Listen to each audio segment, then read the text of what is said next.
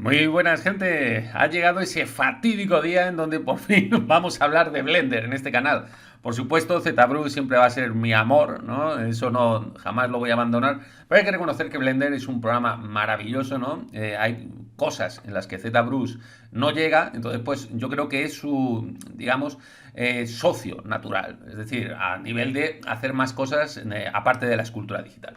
Entonces, en este primer vídeo nos vamos a centrar un poquito en cómo poder mover, rotar, escalar, es decir, los primeros pasos. Ya digo que en Blender lo bueno que tiene es que el tema de los atajos es fantástico. Entonces, por eso me he instalado un programa para que veáis, ¿no? Cómo voy clicando en distintos atajos. Entonces vais a ver que es muy fácil. Si interiorizamos esto, que ya digo que lo voy a explicar lo más corto posible, a partir de ahí ya crecéis exponencial en el manejo de Blender.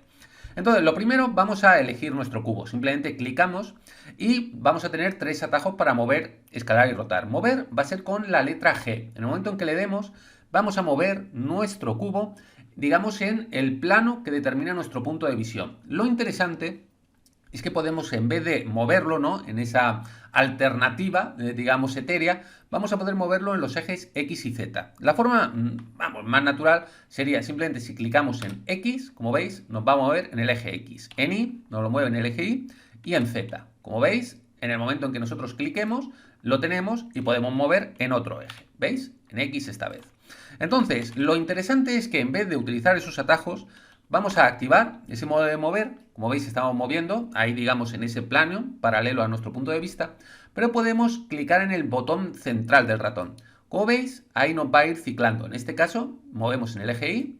Fijaos, si nosotros apretamos, podemos mantener y elegir, oye, queremos moverlo en X, queremos moverlo en Z o queremos moverlo en Y. Entonces, de forma muy sencilla, podemos ir transformando, ¿no? ¿Veis? Arrastramos e incluso en el momento en que soltéis, vosotros podéis seguir moviendo, ¿veis? De forma muy sencilla. Ya digo, a mí esto me ha volado la cabeza, me ha parecido fantástico.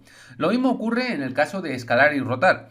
Escalar es con la letra S, simplemente escaláis o podéis escalar en X, en Y y en Z. Ya veis, muy sencillo. Simplemente ahí clicáis y podemos ir cambiando, ¿no? Ahí como veis, simplemente. Muy sencillo. Igualmente, el tema de rotar es con la letra R, rotamos en lo que es el plano de nuestro punto de visión o podemos ir cambiando, ¿no? Rotando en Y, en X y en Z. Ya digo que esto es bastante sencillo. ¿Veis? Muy sencillo. Entonces, ahora vamos a darle un poquito de complejidad, ¿no? Porque si no, este vídeo se nos quedaría un poco corto. Lo importante ahora es que estamos rotando, como veis, siempre respecto... Aquí hay como una especie de circulito, es lo que llaman el 3D cursor. A mí me parece...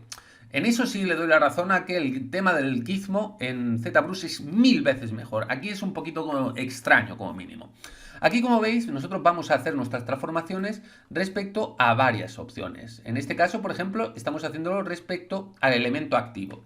¿Y a qué me refiero con el elemento activo? Como veis, aquí hay como cuando clicamos, nosotros vemos que el icono, ¿no? En este caso del cubo, aparece como un cuadradito, así un poquito transparente.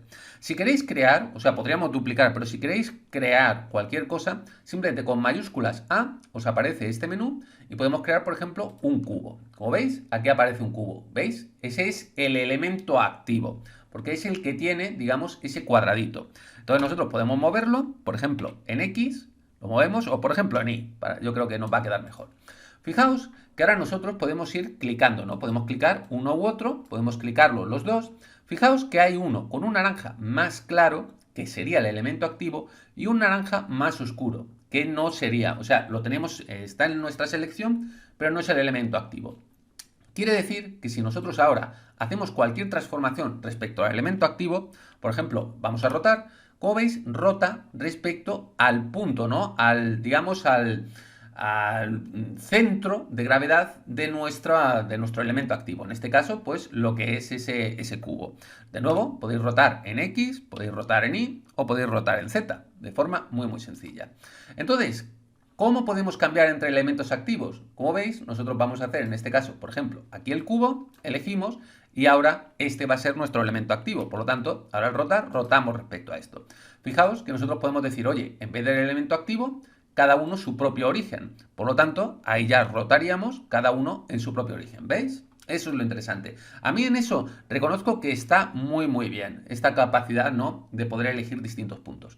Entonces, además, nosotros tenemos la capacidad de que ese cursor 3D, que digamos que es un gizmo que podemos situar en cualquier lado, nosotros, a través de mayúsculas S, podemos elegir dónde va a ir ese elemento activo. Fijaos, nosotros podemos decir, digamos, el cursor, perdón, puede ir a cualquier punto. Es decir, por ejemplo, nosotros ahora mismo el cursor, si va a activo, se quedará porque esto coincide en esto. Pero fijaos que si nosotros ahora hacemos que este elemento, el cubo 01, sea el activo, como veis, tiene ese naranja, un poquito más claro, ahora nosotros podemos decir, oye, cursor a activo. Como veis, se cambia.